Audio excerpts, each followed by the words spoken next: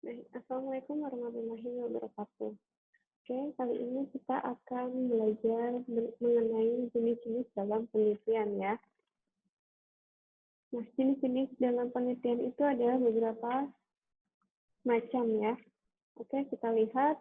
Ini kalau menurut Sugiono tahun 2016, macam-macam metode penelitian itu yang pertama adalah berdasarkan tujuan penelitian. Nah, untuk berdasarkan tujuan penelitian, itu metode penelitian dibedakan menjadi penelitian dasar, ada penelitian dasar, kemudian penelitian pengembangan atau RD ya, dan juga penelitian terapan. Nah, untuk berdasarkan tingkat keilmuan tempat penelitian itu dibedakan menjadi 3, yaitu penelitian eksperimen, penelitian survei, dan penelitian naturalistik. Oke, nanti kita bahas satu persatu ya. Nah, ini penelitian menurut tujuan penelitiannya, yaitu yang pertama adalah basic research ya. Untuk basic research ini adalah kata lain adalah penelitian dasar ya. Penelitian dasar ini untuk mengembangkan teori-teori. Ya, umumnya itu dilakukan di laboratorium yang kondisinya itu terkontrol dengan ketat. Kemudian setelah ilmu tersebut itu digunakan untuk memecahkan masalah, maka penelitian tersebut akan menjadi penelitian terapan ya atau applied research. Nah, jadi basic research tadi atau penelitian dasar ini bertujuan untuk discover new knowledge ya, untuk menemukan ilmu yang baru.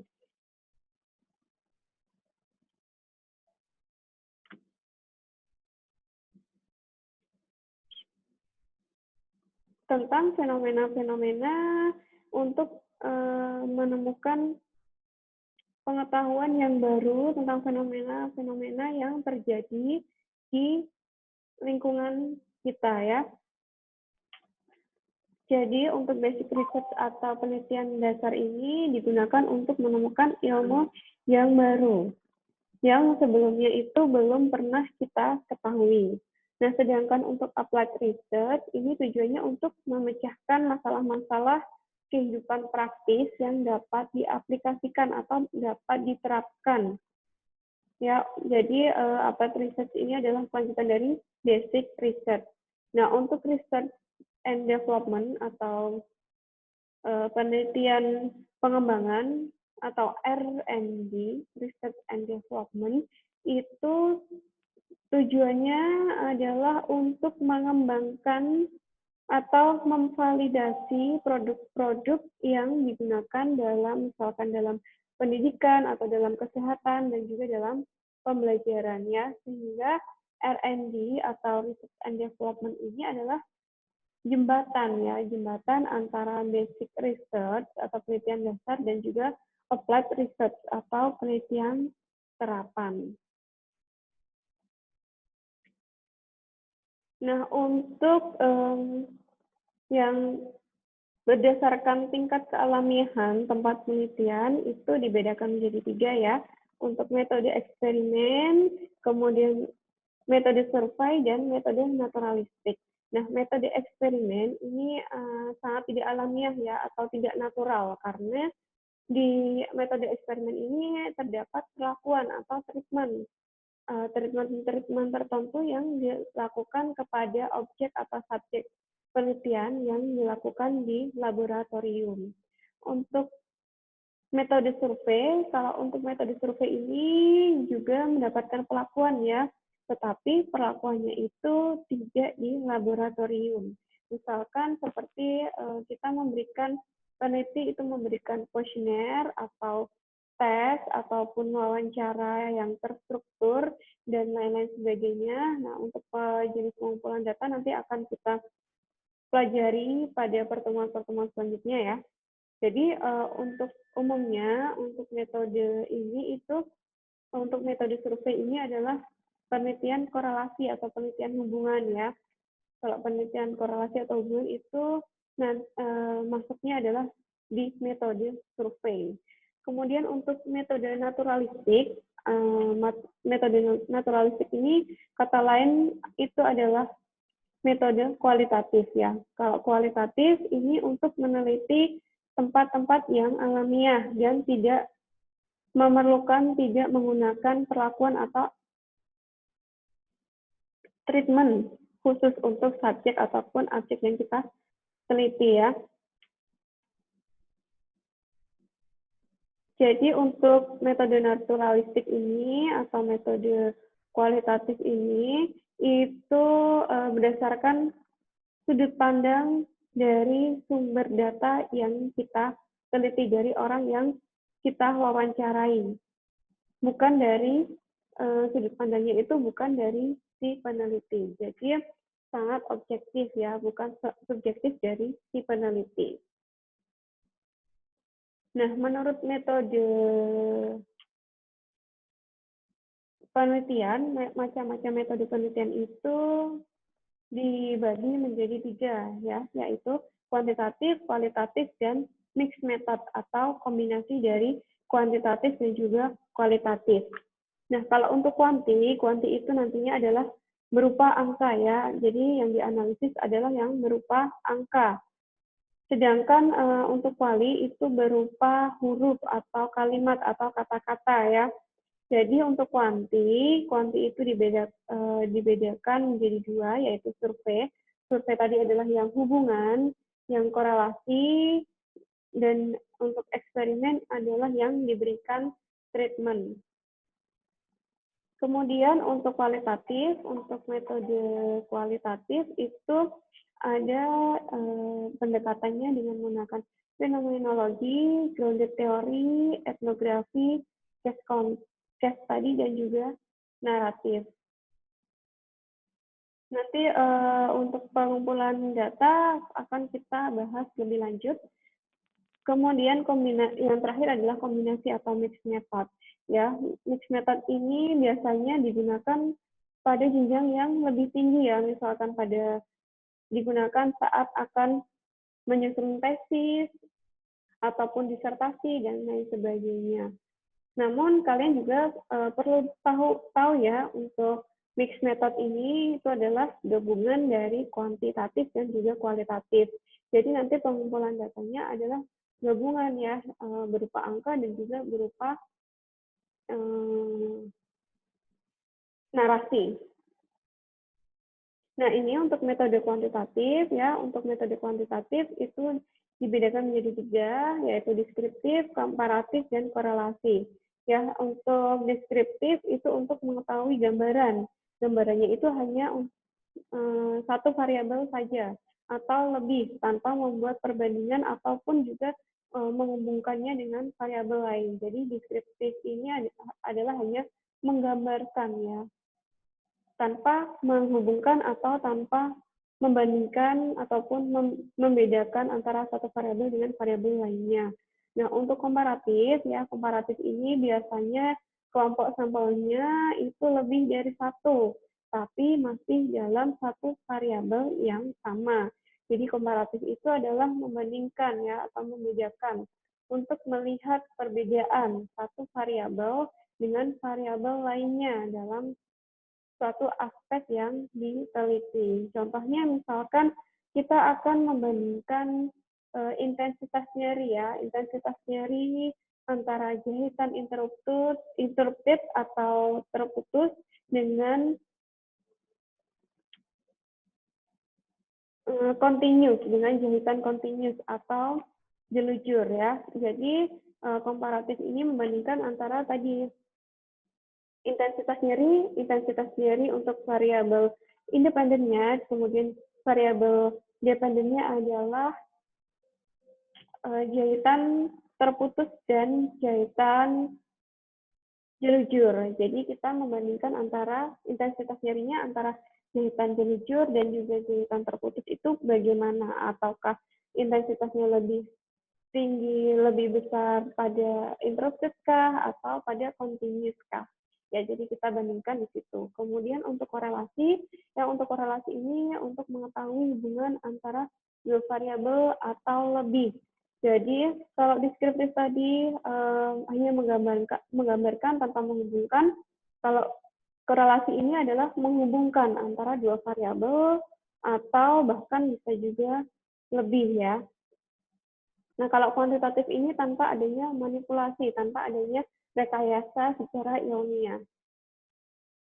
Kemudian ya, ini kita lihat perbedaannya untuk metode kuantitatif, kualitatif, dan juga mixed method.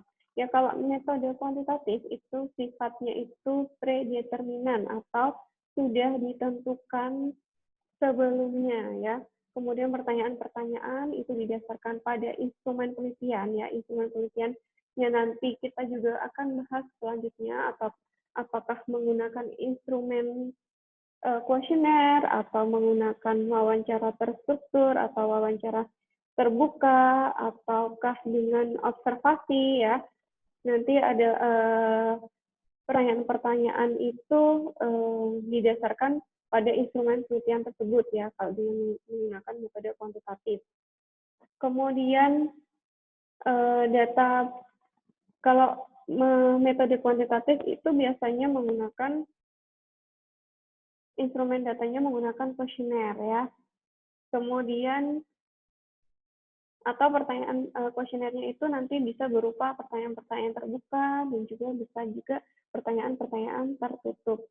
Kemudian data performa, sikap, observasi, dan data sensus. Kemudian analisisnya adalah kuantitatif menggunakan analisis statistik. Dan juga interpretasinya juga dari hasil analisis statistik tadi. Kemudian kalau untuk kualitatif itu berkembang dinamis, kemudian menggunakan pertanyaan-pertanyaan terbuka ya dengan menggunakan wawancara, instrumen penelitiannya menggunakan wawancara, bisa juga dengan observasi terstruktur ya yang pastinya nanti sudah disusun terlebih dahulu oleh peneliti sebelum kita melakukan observasi. Dan juga ada dokumentasinya ya, dokumentasi dan juga audio visual. Kemudian analisisnya itu tekstual dan bisa berupa gambar ya, gambar dari dokumentasi yang sudah peneliti ambil saat dilakukannya wawancara atau pengambilan data.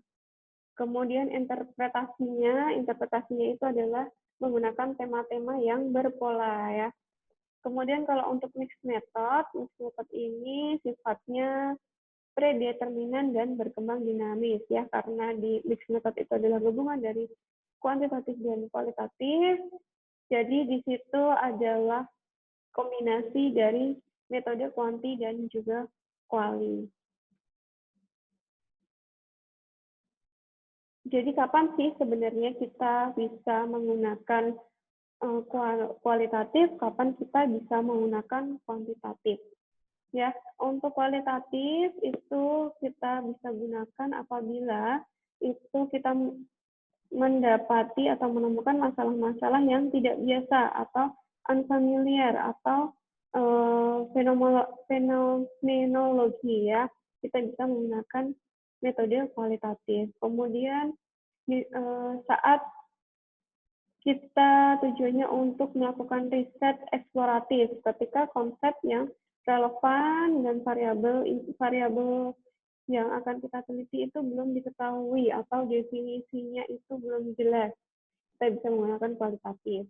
Kemudian untuk pendalaman masalah atau explanatory deep, nah ketika kita mendapatkan kita akan melakukan pendalaman masalah, jadi kita bisa menggunakan kualitatif karena kita bisa mewawancarai responden secara mendalam, jadi deep interview ya. Kemudian ketika kita ingin mendapatkan arti yang lebih penting daripada jumlah atau frekuensi, karena nanti kalau kuantitatif yang kita dapatkan adalah frekuensinya berapa. Kalau untuk kualitatif itu kita bisa menjabarkan dengan secara narasi ya. Kemudian ketika pendekatan yang fleksibel dibutuhkan untuk menemukan sesuatu yang tidak terduga, tidak kita duga-duga ya. Kemudian investigasi mendalam atau topiknya yang spesifik. Kemudian untuk mempelajari isu yang dipilih, kasus atau kejadian dengan mendalam dan detail. Intinya, untuk kualitatif itu apabila kita ingin mendapatkan hasil pengumpulan data yang lebih spesifik, lebih dalam dengan menggunakan wawancara mendalam. Dengan menarasikan apa yang sudah kita wawancarai terhadap responden. Kemudian untuk kuantitatif itu apabila masalah sudah terdefinisi dengan jelas atau yang sudah familiar. Dan secara pengukurannya juga sudah diketahui ya. Dan tidak ada kebutuhan untuk menemukan setting sosial budaya yang luas, settingnya itu sudah sangat dimengerti oleh peneliti atau sudah bisa dijelaskan oleh peneliti dengan jelas. Dan kemudian untuk deskripsinya nanti hasil analisisnya maupun interpretasinya itu berupa numerik ya, numerik yang detail yang nantinya akan dianalisis menggunakan aplikasi analisis data ya, yang lebih mudah itu dengan salah satunya adalah dengan menggunakan SPSS. Kemudian ketika pengulangan dan pengukuran dianggap penting ya, itu juga menggunakan kuantitatif. Dan ketika generalisasi hasil dan diharapkan dapat membandingkan kondisi antar populasi. Oke. Kemudian ini adalah macam-macam desain eksperimen ya. Untuk eksperimen macam-macamnya itu adalah ada pre-eksperimental, pro-eksperimental, faktorial eksperimental, dan juga quasi-eksperimental. Nah, nanti untuk true eksperimen itu adalah eksperimen murni ya, yang nanti pendekatannya bisa dengan menggunakan post-test only control design dan pre-test control group design. Kalau pre-eksperimental nanti pendekatannya ada one shot case study, kemudian one group pre-test post-test, dan juga intact group comparison. Kalau untuk quasi eksperimen itu ada pendekatannya ada time series design dan non-equivalent control design. Nah, oke, untuk pre-eksperimental design atau non-design itu belum merupakan eksperimen yang sungguh-sungguh ya, belum merupakan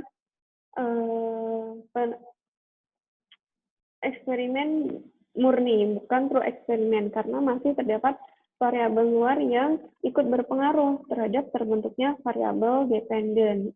Ya, bentuk eksperimental desainnya itu pendekatannya ada one shot case study. Ya, kalau one shot case study itu tidak dilakukan pre-test dan post-test. Ya, jadi paradigma dalam penelitian eksperimental model ini bisa digambarkan dengan X dan O ya. X itu untuk treatment yang diberikan, variabel independennya ya, misalkan pengaruh pijat bayi terhadap perkembangan bayi ya, misalkan. Berarti kita memberikan treatment tentang pijat bayi. Jadi treatmentnya itu pijat bayi adalah variabel independennya. Di sini adalah X-nya. Kemudian O-nya adalah observasi atau variabel dependennya. Yang akan diobservasi itu apanya? Perkembangannya ya. Perkembangan bayi tersebut sebagai variabel dependennya. Kemudian one group pretest post-test design ya. Untuk ini pendekatan ini terdapat pretest ya. Kita melakukan pretest terlebih dahulu sebelum diberikan perlakuan, sehingga hasil perlakuannya nanti dapat diketahui lebih akurat karena kita membandingkan dengan keadaan sebelum dilakukan perlakuan. Jadi kita lihat ya observasi, kalau pijat bayi berarti nanti ada checklist untuk observasi pijat bayinya, jadi kita berikan pretestnya terlebih dahulu terhadap perkembangannya. Jadi perkembangan bayi nanti juga ada kuesionernya, kuesioner mengenai perkembangan bayi itu kita berikan kuesionernya terlebih dahulu atau kita lakukan pretestnya terlebih dahulu menggunakan kuesioner mengenai perkembangan bayi. Kemudian baru setelah kita lakukan pretest, kemudian kita lakukan perlakuan pijat bayi tersebut. Nah, setelah kita lakukan perlakuan pijat bayi, baru kita lakukan proses lebih lanjut ya. Tadi untuk pre-test dan juga post-test, kuesionernya sama, yaitu perkembangan bayi. Jadi sebelum dan sesudah perlakuan pijat bayi itu kita lakukan pre-test mengenai perkembangan bayi terlebih dahulu, kuesioner ya, yang berupa kuesioner. Nah, kalau intact group comparison, ya kalau di sini terdapat satu kelompok yang digunakan untuk penelitian, tapi dibagi menjadi dua. Yang setengah itu kita menjadi eksperimen, yang setengah lagi untuk kelompok kontrolnya. Misalkan sampelnya, jumlah sampelnya itu ada 60, kita bagi dua. Yang 30 itu untuk kelompok eksperimen, yang 30 lagi sisanya untuk kelompok kontrol. Jadi nanti untuk perlakuannya itu hanya X ya, X-nya itu adalah pijat bayi, perlakuan pijat bayi dilakukan pada kelompok eksperimen. Kemudian yang kelompok satunya, yang 30 kelompok yang kedua itu tidak dilakukan perlakuan sama sekali, tidak dilakukan perlakuan pijat bayi sama sekali. Kemudian kalau yang kedua adalah true experimental design atau eksperimen murni. Ya, untuk eksperimen murni ini kita yang pertama ada post-test only control design-nya. Untuk post-test only control design ini dua kelompok yang masing-masing itu dipilih secara random ya. Jadi sampelnya itu dipilih secara random, secara acak, atau simbolnya adalah R besar. Kemudian kelompok pertama itu nanti diberikan perlakuan dan kelompok yang lain tidak diberikan perlakuan. Nah, kelompok yang diberi perlakuan itu adalah kelompok dinamakan kelompok eksperimen. Sedangkan kelompok yang tidak diberikan perlakuan itu disebut kelompok kontrol ya, sebagai kelompok kontrolnya.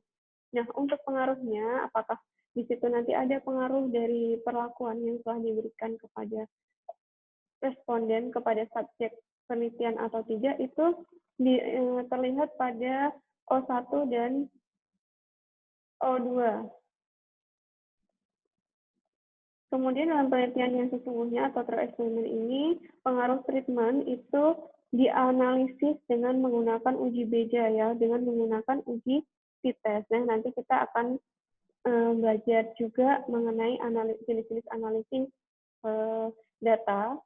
Kemudian true eksperimental ini kalau terdapat perbedaan yang signifikan antara kelompok eksperimen dan kelompok kontrol, maka perlakuannya itu diberikan berpengaruh secara signifikan. Jadi apabila ada perlakuan yang diberikan itu berpengaruh secara signifikan, berarti di situ terdapat perbedaan yang signifikan antara kelompok eksperimen dan juga kelompok kontrol. Kemudian pretest dan pretest post-test control group design.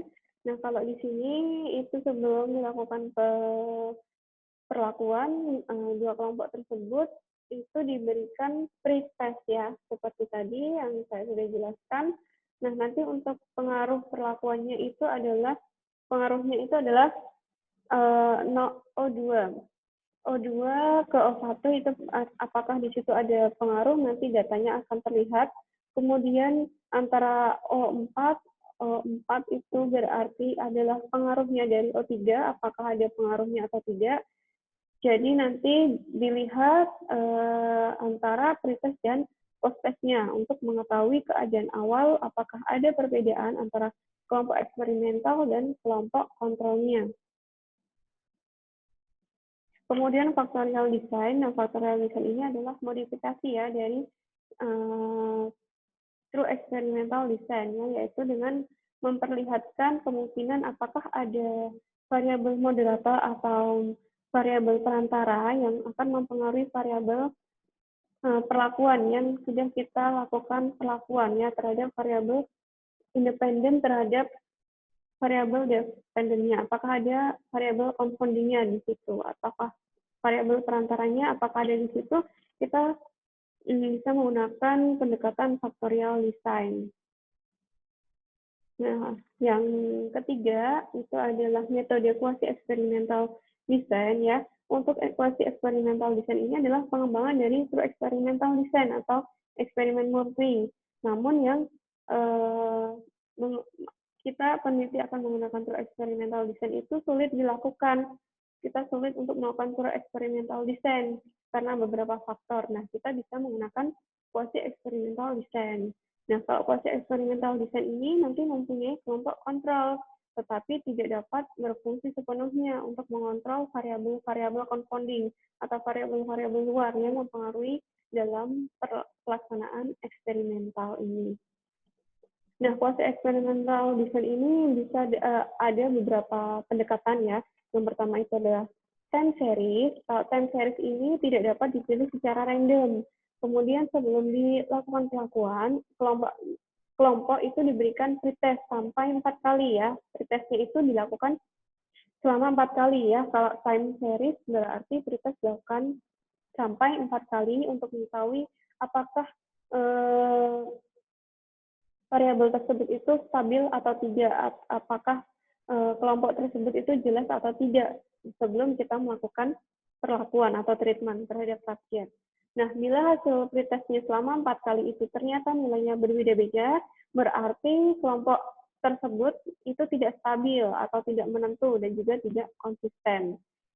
Jadi, untuk time series ini hanya ada satu kelompok saja. Jadi, hasil pretest yang baik itu adalah O1 sama dengan O2 sama dengan O3 sama dengan O4 karena tadi adalah perlakuannya pretestnya itu dilakukan selama 4 kali dan perlakuan yang baik itu adalah O5, O6, O7, O8 ya juga selama 4 kali. Jadi besar pengaruh perlakuan itu adalah O5 ditambahkan O6 ditambahkan O7 ditambahkan O8 itu nanti dikurangi O1, O2, O3, dan O4. Jadi time series itu berarti pretest dan post-testnya dilakukan selama 4 kali. Nah, yang pendekatan yang kedua adalah non-equivalent control group design. Jadi hampir sama ya dengan pretest post-test control group design, namun pada non-equivalent ini, itu kelompok eksperimen maupun pada kelompok kontrol, itu tidak dipilih secara random. Oke, baik. Untuk penjelasan saya untuk jenis penelitian, saya cukupkan sekian. Nah, tidak ada kata yang sulit ya dalam metodologi penelitian ataupun pada statistik, asal kalian mau belajar dengan senang hati, dengan lapang dada, dan mencintai tanpa terpaksa. Jadi cintailah terlebih dahulu metodologi penelitian dan juga statistik agar kalian mudah untuk menyerap materi-materi yang akan kalian pelajari. Oke, baik. Sekian yang dapat saya sampaikan. Apabila ada kurang lebihnya, saya mohon maaf. Wabillahi taufiq wal hidayah. Wassalamualaikum warahmatullahi wabarakatuh.